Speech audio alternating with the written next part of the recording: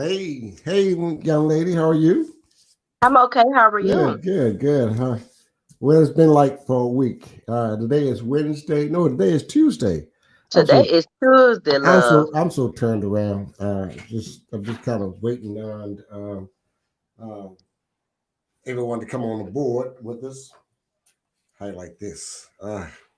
Good. Yeah. But we're going to switch, get everyone come on and get on board. Now, we had a great show on Sunday. We had Ward 3 Odwin Samuel on Sunday. And I must say, it was a great show. It was a good show. We got to hear his platform and what he wanting to do and for the next 2 years. And so we're going. We're gonna have guests on our show. Each candidate will be on our podcast, and we want to invite everybody to join us all at Knowledge is Power Podcast Live. Okay. We're we're trying to get as many candidates as we are that we can get on. We're trying to work them in, honey, so that we can Yeah. chat with them and Yes. investigate their ass and see what's going on. That's what I'm talking about.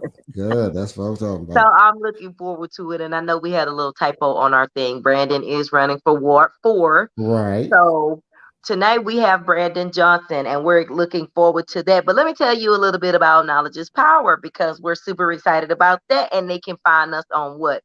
LinkedIn, Spotify. Yeah, we all over the place. You can find us on Facebook, YouTube, Twitter, Spotify, iHeartRadio, LinkedIn, Apple iTunes, And and Google. Google. Yeah. I'm So excited about that. And yes, Knowledge yes. is Power Podcast Live is an important platform to share information by educating Southeast Texas African American communities with valuable information on health, education, finances, politics, and business. And we are your one stop shop for everything Southeast Texas, baby. We got you covered, and we are going to have a great show tonight. Yes. So before we bring Brandon Johnson on, again, let me straighten up my little error. He's running for Ward 4. And yeah, Ward 4, that's it. Ward 4 here in Beaumont, Texas, for the May uh, election this year, the 2021. So with that being said, tell us also, LaDonna, about tomorrow night, Wednesday. Every Wednesday for the next couple of Wednesdays, we're going to be presenting the candidates, or I'm presenting the candidates down at Nail Sports Bar and Grill. That's 2820 Washington Boulevard. Tomorrow night, we're going to have AJ Turner and Stacy Lewis, and that's from 6:30 to 8:30 p.m. And we're going to meet and greet. Social distance is required, and please wear your mask. We're looking forward to that. And then the following week, we're going to have Miles Haynes. So we're looking forward to it. We're excited. Right. Hey guys, we'll be right back with our special guest, Brandon Johnson, right after this.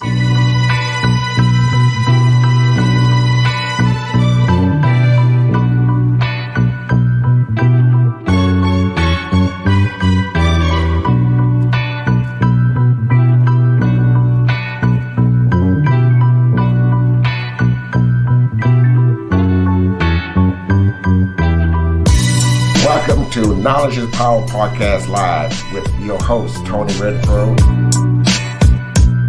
and my co-hosts, LaDonna Sherwood and Francis Lawkins. Knowledge is Power Podcast Live starts now.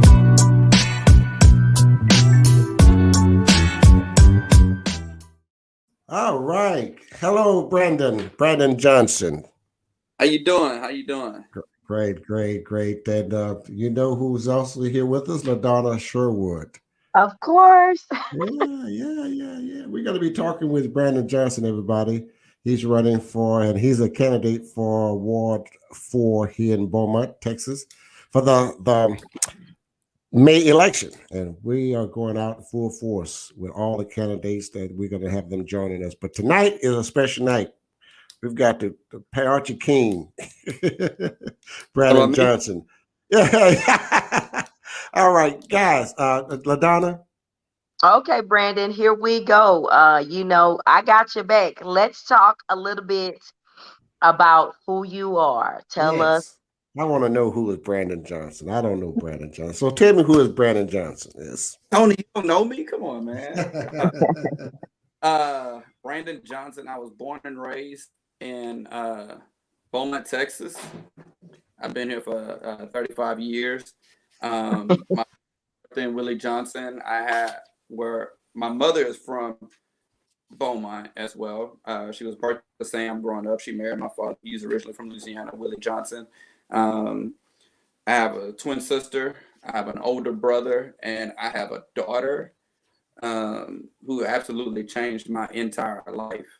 I'm a local business owner. I went to Lamar University, got a degree in bachelor's degree, and went on to work at Verizon, where I became a real estate investor. And then I went back for my real estate license. After 4 years, I became a real estate broker. Realty Depot, Texas is my company, and we just had our 4-year anniversary. We're the only full-fledged brokerage in this area. We offer property management, buying and leasing, financing. We've partnered with Town Square. I'm a loan originator with Town Square Mortgage as well, so we use them for all of our financing, in-house financing, and things like that. We also offer rehabs and everything. I have been a community advocate for quite some time. You know, I have a nonprofit organization, and we're very active in the community. And I'm just ultimately a public servant. You know, I enjoy helping others. I enjoy helping my community. I'm extremely passionate about that. I'm an open book, really, but that's the long and short of it. Well, let me ask you a question.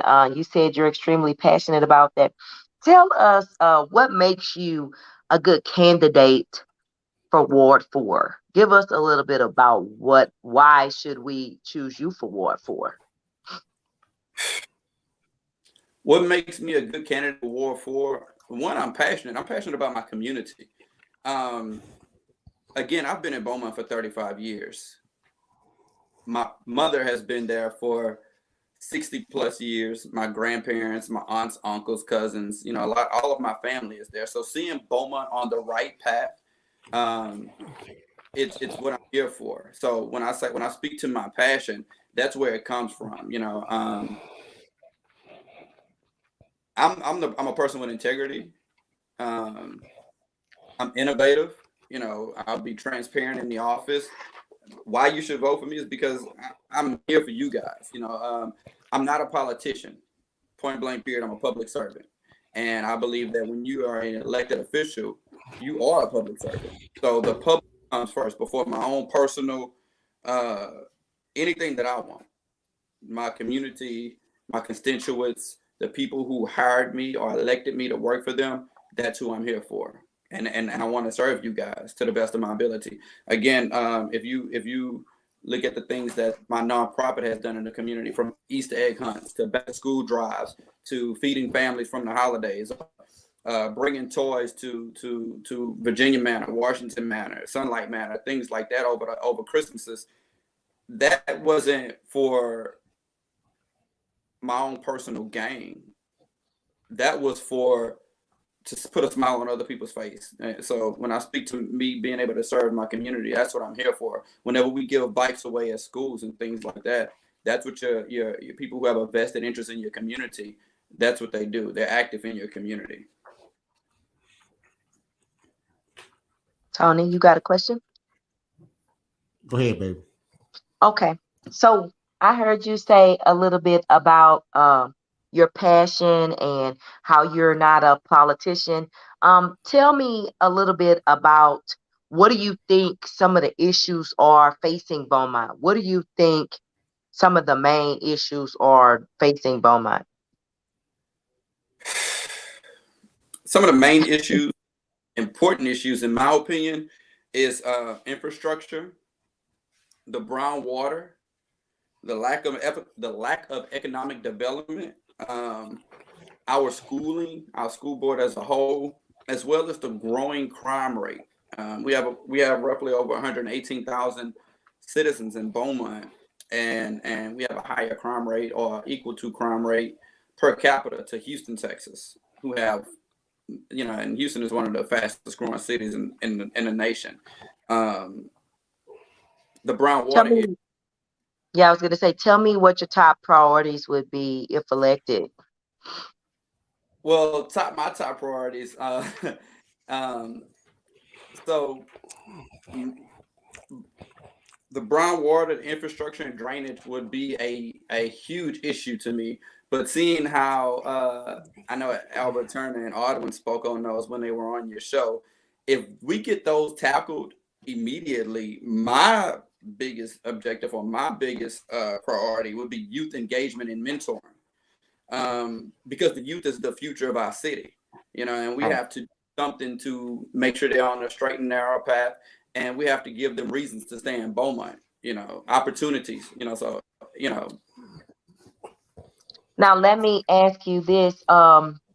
Tell me a little bit about your economic development initiative and community revitalization that you spoke about before.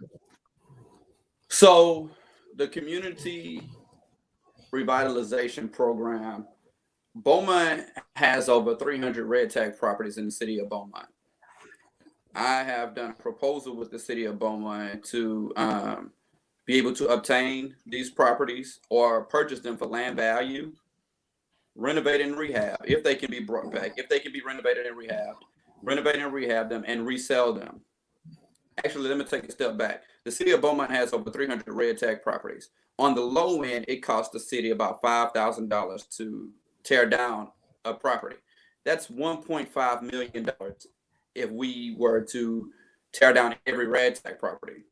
That's $1.5 million that the city has never reimbursed. They don't take ownership of the property, and that property remains not on a tax roll. With my proposal in my program, we are able to obtain the property at land value if we have to purchase it. With me having a nonprofit, they can actually donate the property to us if it's tax deductible. But we will renovate and rehab the property, bring it up to 2015 City Code, which is the last the latest update. Bring it up to code. If it can't be rehabbed, we will tear it down and replace it with a new structure. But we will sell this property. What that does for the city, it gets that property back on the tax roll. It helps beautify the city. I would much rather walk outside and see a brick home or a new construction over walking outside and seeing a home that's falling apart. Now, let me stop you there. How do you feel like?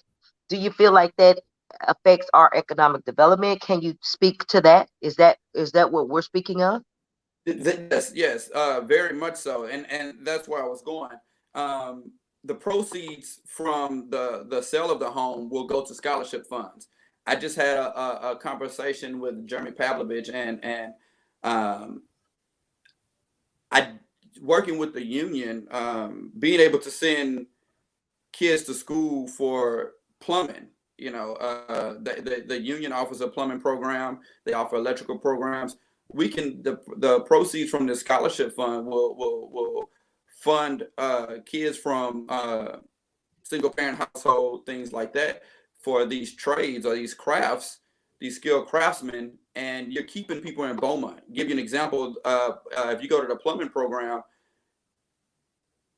my scholarship program will pay for that, and you'll make money while you're actually paid while you're learning. So you're not just going wasting time or money, you're actually gaining an hourly rate while you're learning. 18 years old, you could be making $25 an hour. And the following year, it goes up, I believe, $2 an hour. That's awesome for a kid who never thought they would leave a poverty-stricken area. Also, what that does is that property is back on the tax roll, so now you're generating revenue for the city. And as far as economic development, nobody wants to invest in a blighted neighborhood. Nobody wants to invest in a blighted neighborhood. We have 2 Chick-fil-A's in Beaumont. We have, 3 Chick-fil-A's in Beaumont. 2 of them are on Dowling Road, and 1 of them is in Central Beaumont on College Street. We have a multitude of grocery stores. We have a Market Basket on Lavaca and South Park area. You have a Lucky 7 in the north end. And then when you go to the West End, you have 2 Krogers, you have HEB, you have Walmart, you have 2 Market Baskets. So nobody wants to bring any real business or any vital businesses to a blighted neighborhood or a poverty-stricken area. And I'm not saying Ward 4 is a poverty-stricken area, but when you walk the streets and you see houses falling down, nobody wants to. I don't believe a real business wants to invest there. You don't see any title companies on that side of town. You don't see a bistro or things like that on that side of town. We have maybe one bank, and that's Chase on Park Street. Oh, well, Brandon, I'm sorry, I was feeding my face, so I come in a little late, so excuse me for greasing up on you. But let me ask you this: name me 3 major issues that's facing Ward 4, and what can you do to make an improvement, and what can you do to promote growth in Ward 4? That's 3 questions I just asked, right? Let's go to 1. So, can you ask them one at a time if you don't mind? Nah, I can't remember that. He said, what are 3 things facing Ward 4? Right. And what can you do? And what can you do to improve the growth of Ward 4? So I think the 3 things he kind of already touched on that I've heard so far is infrastructure, sewage and drainage, and crime rate. But I think he also said something about economic development. Now, he was talking about a little program that he's working on, but I guess you weren't, Tony, you know what? You clearly weren't listening to the conversation. I told you I was greasing my face. I was trying. Okay, so now you want us to backtrack. Okay, I Now, can bring him in.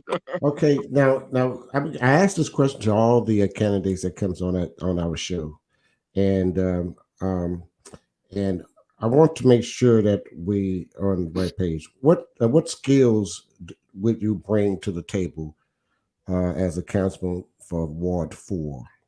Well, before we go there, LaDonna touched on crime rate, and you asked what we did talk about the other 2 issues already, but LaDonna also touched on crime rate again. I'm for community policing. Like when I was growing up, we had Chicken Club, we had Dare. Joe Stevenson was my Dare teacher, and he was one of the many people in my community that I didn't want to disappoint. I remember when he would visit our school one particular month. I was student of the month, and he brought me a picture of himself when he was playing college football and things like that, and that meant the world to me. I had it framed and hung up for years to come. But we don't have that accountability, or we don't have those type of leaders like we once did. And I don't even think Chicken Club is no more. So so you're saying you want to bring back some of those programs? I'm going to bring back some of those programs because kind of give you an example. When I was growing up as a kid, my parents was the source of authority. What they said goes. And when you're out and about, the police are the source of authority. What they say go to a certain degree, whether right or wrong. But when it comes to community policing and you see your police officers being involved in your community, you build a relationship with them. And along that relationship, you build confidence in them. You build your comfortability with them. I remember I was younger,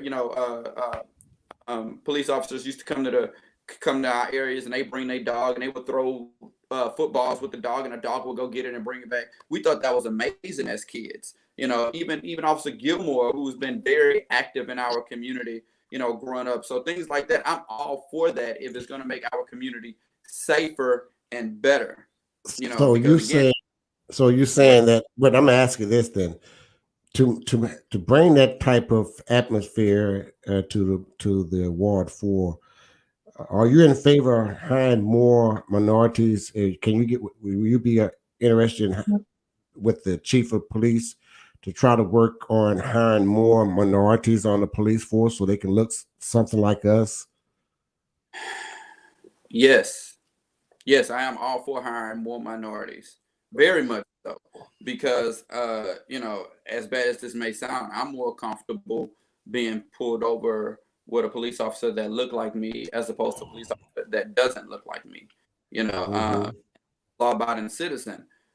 But, you know, we relate to things that look like us. So, you know, when I get pulled over, I'm nervous. My hands are hanging out the window. So, yes, I definitely would love to work with the chief of police who, you know, my heart goes out to him. I know he had a death in his family recently. But I would love to work with the chief of police to make sure that, you know, minority police officers are given a fair chance, as well as working with my community to let them know that becoming a police is very important, you know, because we complain about systematic racism. Well, you can't change the system from the outside. You have to become part of the system to change the system. Now, I want to ask you something on a sidebar because we're talking about Ward 4. And I guess we'll get to this in a minute, but you are familiar with the council manager style of government. With that being said, you know, they like to distribute monies equally between the wards. I've been getting everybody's opinion on this dog park. So come on, let's go talk about this dog park, honey. So, let me say this, and I want to answer Tony's other question before we go to the dog park. Thank you. Equally does always equate to equitably. Right. So when you're distributing money, if you get $1 million and all 4 wards get $250,000, Ward 1 and 2 might just need maintenance. Right. But 3 and 4 might need a complete rehab. So again, equal doesn't always equate to equitable. If I have a twin sister, she was super smart in school. You know, she's a nurse. I'm just a salesman. If I needed extra tutoring and she got it on the first read, I need more time. Well, right now, Ward 3 and Ward 4 are those students, or is that child that needs more TLC. They're not my sister who got it on the first try, you know. But I'm gonna come back. I'm gonna answer Tony's question. He asked what I want to say. He asked me what skills do I bring? Yeah, he did. Brother Tony, I mean community leadership. You know what? Before you answer that question, let me tag it and ask you this question in a better way so that we can it flow a little better. Okay. Okay. Let me just ask the skills that you're going to bring and what makes you. That's two other candidates that's running for this position. And my other question, I'm going to add just 2 questions here. And what makes you the better candidate? What do you have that makes you the better candidate? Why would I vote for you? Okay, so the skills that I bring is community leadership. The city of Beaumont is nothing more than a business. They have a budget, they have objectives, they have tasks that they have to accomplish. So I have a business. Like I said, I've owned Realty Depot of Texas for 4 years. So I'm business savvy. I'm hardworking. I'm willing to outwork anybody. I'm honest. I'm very honest, and I'm very transparent, and I'm passionate about seeing Beaumont go down the right path. I'm not paid for either. I'm running on my like I am very selective who I take endorsements from because I don't want to feel like I owe anybody anything other than my constituents, other than Ward 4. I'm here because I've been preparing for this position for about 6 years now. My uncle started taking me to these city council meetings back in 2010. And 6 years ago, I wanted to run. And I had a family member that was running, so I didn't run. But as far as my skill set, I think the fact that I own a business speaks for itself. The fact that my business is still there speaks for itself. The fact that my business is progressing daily speaks for itself. Because here, again, you know, the city of Beaumont is nothing more than a business. We have a $45 million account. We have a budget. We have water, drainage, and sewer issues that we have to tackle and things like that. So my reason for being a better candidate is because I'm willing to get out there and work side by side with the people of Ward 4, as well as the rest of the city of Beaumont. Even though Ward 4 will be my ward and be my main priority, I'm here for the whole city of Beaumont. You know, there's no reason why the entire city of let me give you an example. When I went to Lamar University, and I grew up in the Pale Orchard, and I live in South Park now. When I went to Lamar University, I was a peer advisor. And every year during Week of Welcome, I had a multitude of parents ask, who would put a university in the middle of a ghetto? Once upon a time, South Park wasn't the ghetto. But perception is reality. And the only way to change someone's perception is to clean up your act. You know, if you think I'm a certain way, the only way to change your perception of me is to change the way that I perceive myself or the way that I present myself. So we have to change the way that Ward 4 presents itself to our constituents and the people who are visiting Ward 4, because we want them to know that we deserve better and we are better. And I believe that. And that's a good way of thinking, and I appreciate you saying that, because it takes all of us. Excuse me. It takes all of us to make our city better. The volunteers and those that's not always complaining, but don't want to help out and with our city. So stop complaining. And they always say, stop complaining if you don't want to vote and make things change. We've got to do better than that. Part of the problem. If you don't come to, you're part of a problem. I'm big on accountability. If I'm not doing what you hired me to do or what you elected me to do, hold me accountable. Right. Come to the meeting, call me out, because we can have a conversation about that. And I'm being in the hot seat. I say and or do, I'm gonna stand beside it, because I'm gonna do what's best for my city. Let me ask you, I think some people aren't really familiar with the council manager style of government. Can you kind of explain? Because, I mean, while you may have all the best intentions, if nobody goes with you because of the style of government, these things could be blocked or halted or different things depending on. Can you explain a little bit what does it take to get something passed, an initiative brought to the floor, things of that nature? So for the people that maybe don't understand. That's what we want to hear. Yeah, man, look, I have been educating people on this for a while now, since this election has started, because of course, you know, this is a very, very important election. This is huge. Right. You know, Yes. I mean, several seats up for grabs and things like that. So making sure we pick the right candidates is key. Our council. Not to cut you off, Brandon. You said the right word. Voting for the right candidate. You know, not just because we know them or know you. We want the right candidate, because you're not going in it with an I mentality. I, me, and myself mentality. We want someone that's want to go out there and just bust their balls just to do what it takes to make our community much better. Exactly. And I'm that guy. I'm not bought and paid for, but we have that style of government where it takes two people to bring something to council to get it passed. So kind of give you an example right now. If our incumbent right now in Ward 4 brings something to council. How long? I'm sorry. I think your connection is bad. I think he's frozen, Tony. No, he's frozen on your end. We can't hear you. I can hear him very clearly. If I'm elected something to council, and I only get and whoever's in Ward 3, or if the mayor sides with me and we bring something to council, it takes 2 to bring it and 4 to get it passed. I need 4 votes. So if the people who hire me or elect me to represent them, I need them to understand that if you want a community hall such as the YMCA or something like that, if you need a community center, if I petition for that and I have another councilman that sides with me, need 2 more votes. So it's 2 to bring something to council, 4 to get it passed. Majority rules.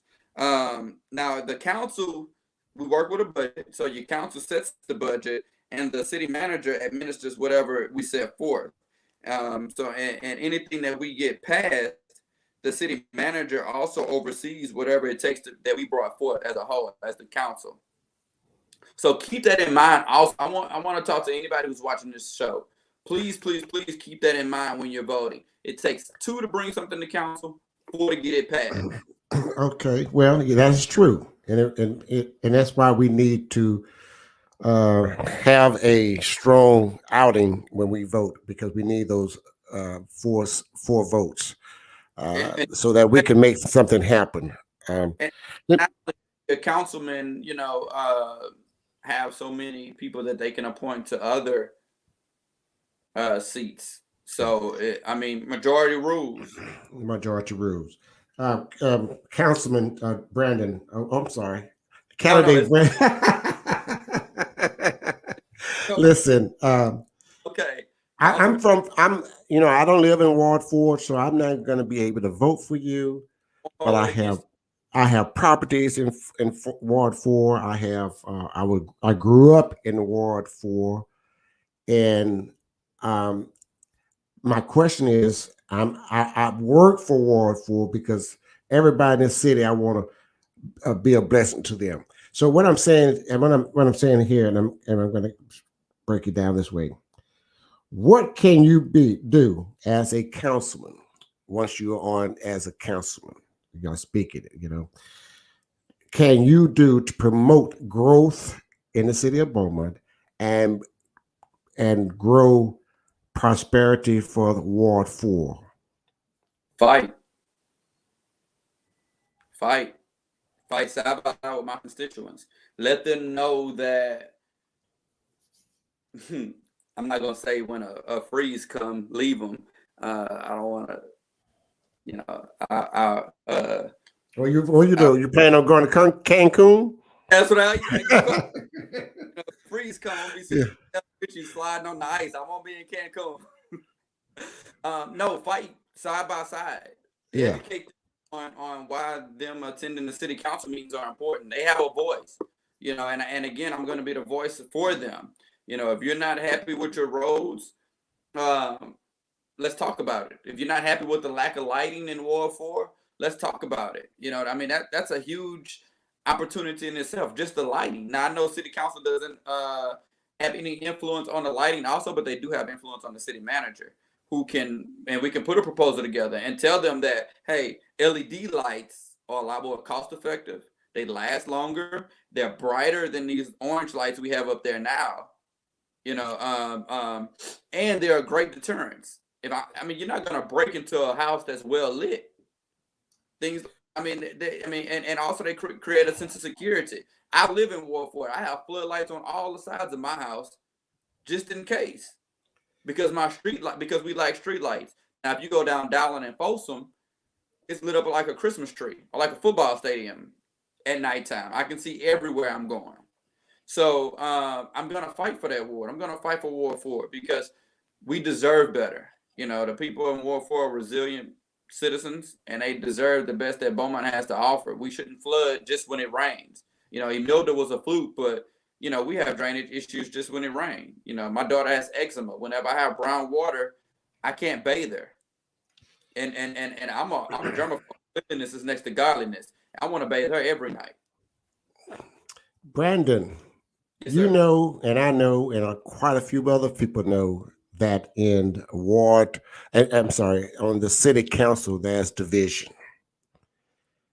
And in that division, there is maybe a culprit there that you have to deal with.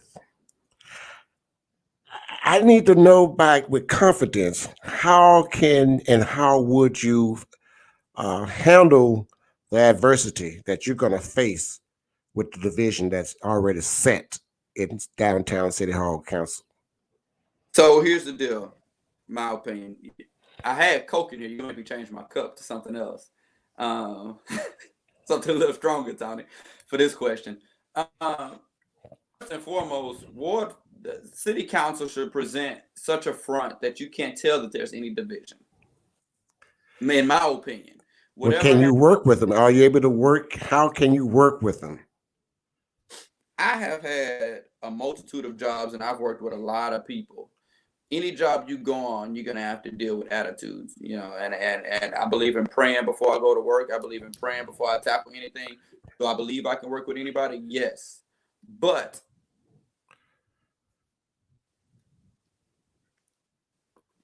oh gosh, can I work with anybody? Yes. How will I handle the division? Again, if we stay on track, whatever's on that paper that we print out every week for council meetings, if we stick to that agenda and we don't divert and bring up our own agendas, you won't know that there's a division. Because the city, it shouldn't be a division in council if the city of Beaumont is your concern. Okay. Let me put it like Okay. this. Tony, if I get married and my wife has a child, and he or she is a troubled child, and our objective is to make sure that this child stays on the right path or anything like that, we shouldn't have any division. We have one goal, and that's to make sure that this kid finishes school and goes off to be something. Right now, this council's objective needs to be that the city gets back on the right track, lower our crime rate, get our infrastructure fixed, get our drainage fixed, get back from brown water to clear water. When I started running my water the other day, it looked like tea. And so you should not see a division at all if we have that one common goal in mind, and that's the greater good of the city of Beaumont. Can I work with anybody? Do I think people have their own agendas? Do I think you have to deal with different temperaments and things like that every day? I own a business. When I hire people, I know right off I'm going to have to deal with different temperaments.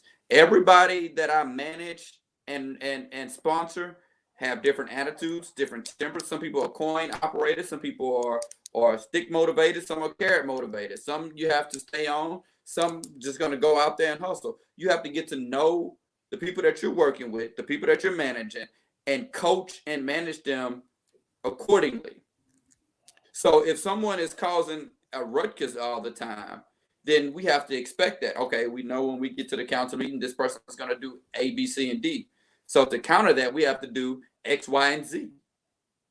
So, I mean, you get ahead of it. It's chess, not checkers. But, I mean, if you stick to the common goal, which is the city of Beaumont and making the city of Beaumont a better place, a safer place, bringing economic development, bringing jobs and things like that, then small things should not matter. You won't see the division. My parents, my mother always said, whatever going on in our house, we keep it in that house. So you wouldn't know if me and my brother had a fight earlier that day because she wouldn't go tell nobody and she didn't allow anybody else to tell anybody. I'm not gonna say she didn't allow anybody else because that sounds bad for my dad, but she didn't allow anybody else. Okay. But let's move on to the comments. Those who are watching and are listening to Knowledge is Power podcast live, and let's. I'm going to only ask you questions. I'm going to give you 1 minute to reply to it and answer that questions, and we're going to move on because we have quite a few, and I might not be able to get everybody's questions answered. So, are you ready? Yes, sir. Are you ready? All right. Here we go. No crazy stuff, Tony. I know all you. Right. You're not a drama queen. Woo. Let's go from here. All right. Let's see here. Hold yes. on. Before we start, Brother Tony, I mean, Donna asked about the dog park. Do we need to answer that? Man, we don't need to ask that damn dog park. Nobody want no damn dog. They want a dog park, put it in the backyard somewhere. So let's move on. What are your plans to bring people of all races in Ward 4 together? There is a splendid division politically in Beaumont, and which is true. We have some division in our communities as well. So what, and again, I'm going to repeat the question coming from Alice Felix Ramsey. What is your plans to bring people of all races of Ward 4 together?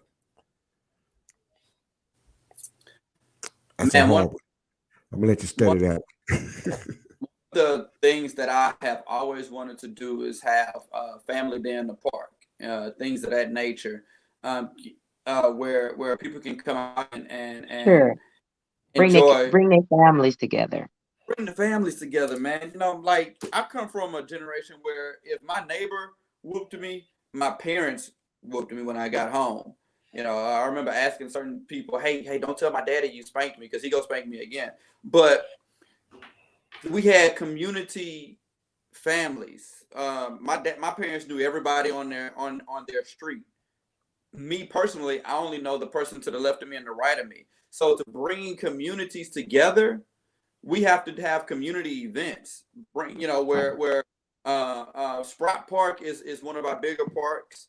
Have basketball tournaments there once a month and things like that, where people can come out and engage each other and show love and happiness to each other.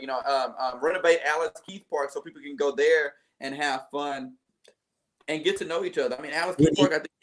We just need more. We need more family orientation activities for our communities, not just Ward 4, but Ward 1, 2, 3. I'm super friendly. When I see people, I speak and things like that. I wave. Yeah, but the majority of our community, when we see each other, we mug them. We have to change that narrative. We need more community events where people can go and have a good time and be happy with kids. Right. We need to change that.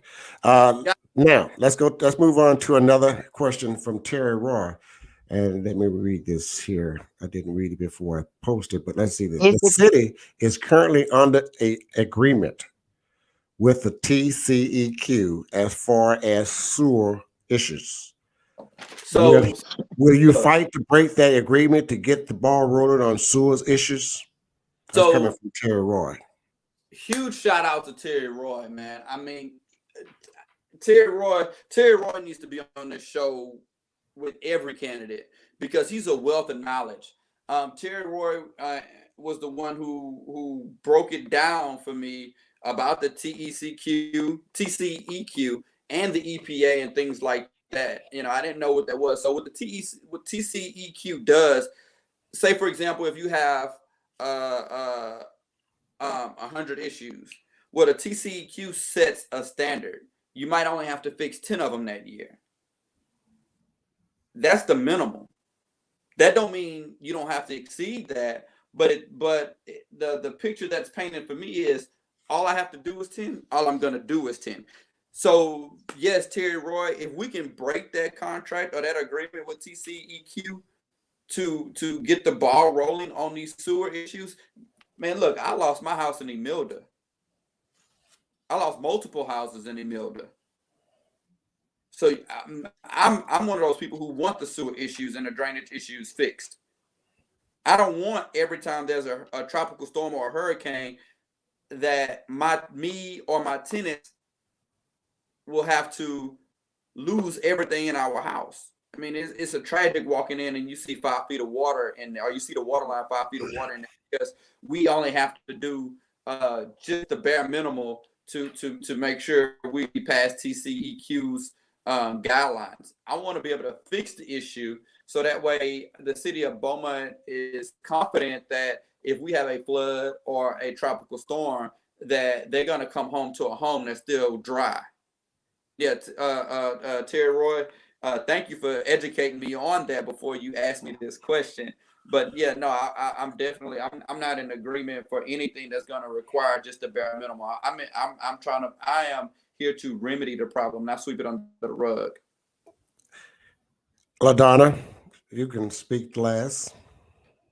Okay, well, I'm just going to say that we really enjoyed tonight's show. You done a really great job, and you happen to be my guy, so I'm excited about that. And we look forward to seeing you on some other platforms. And I know that they're going to have a debate. Tell us about the thing that's coming up, Tony, with the citywide podcasters. They're going to. Yes, we're going to have Do the. you have the? Okay, there you go. There we go. I'm going to take this banner down so you can see, but we're going to have the Beaumont Urban Podcast. That's a group of podcasters, African American podcasters in Beaumont, Texas, and we're coming together as one. And we're going to have a Beaumont Urban Podcast debate, April the 3rd. That's a Saturday at 4:30, and it's going to be hosted by DJ Man TV, Prospective, the kickback, the blue table talk, and of course, the best Knowledge is Power Podcast Live. We're going to be there, and we're going to be with the candidates, and we're going to just hammer it out. And also, and again, LaDonna would be in.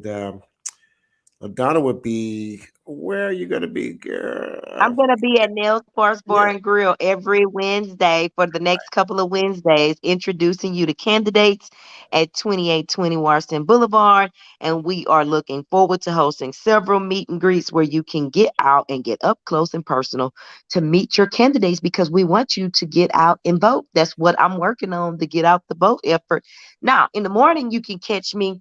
I don't know if I'm going to be on KBMT or I'm going to be on the news in the morning at 10 o'clock. Oh yeah. So What I'm going to be time? on the news. I think at lunchtime. I don't know if it's Okay. at 10 or 12. I'll send out a post or whatever. But the NAACP is going to be answering some Black history questions, and I'm looking forward to that.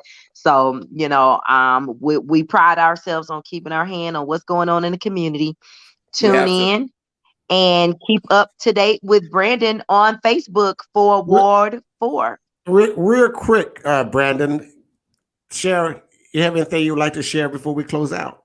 Yes, I do. I want to say this to the citizens of Beaumont. Your local elections, your city council, your mayor, your judges, your ADAs, things like that. Your local judges, your local elections are far more important than your national elections. If President Biden was to pass a law today, it might be a number of years before it gets to us or before it goes into effect. When your mayor, or when you're, for example, when Judge Jeff Brannick says there's a curfew in order at 6 p.m., that's effective immediately. When the mayor states you have to wear a mask, or there's a certain dollar amount of fine that goes into effect, that's effective immediately. So whenever you are voting, make sure you vote for people who have your best interests at heart. Your mayor speaks with your governors. Your governors go back to your national elected officials, your Congress, your senators, your president, and things like that. So if you don't have the proper representation locally, you don't have the proper representation when it comes to national. Right. And on top of that, I'm number one on the ballot. I'll be one and done, man. The barbell comes to the top. So Ward 4, we headed to the top. One and done. One and done. Everybody, Brandon Johnson, candidate for Ward 4, Beaumont City Council election, May 2021. I'm 2021 throwing me cross rights. But anyway, people, we are going to have all the candidates on, and we welcome you to join us every Sundays and Tuesdays until election. And of course, we're going to have other shows that comes in between those with different articles. But we'd like you to join us every Sundays and Tuesdays right here on Knowledge is Power Podcast Live. Check out our Facebook page, Knowledge is Power Podcast Facebook page as well. And you can find us on YouTube that you want to share with your friends and family this show here. At anytime, we're here for you. Thank you again, Brandon. Hope to see you at the polls, everybody. With that, good night. You'll definitely see me at. Thank you for watching Knowledge is Power Podcast Live. Be sure to like and subscribe to all Knowledge is Power social media pages.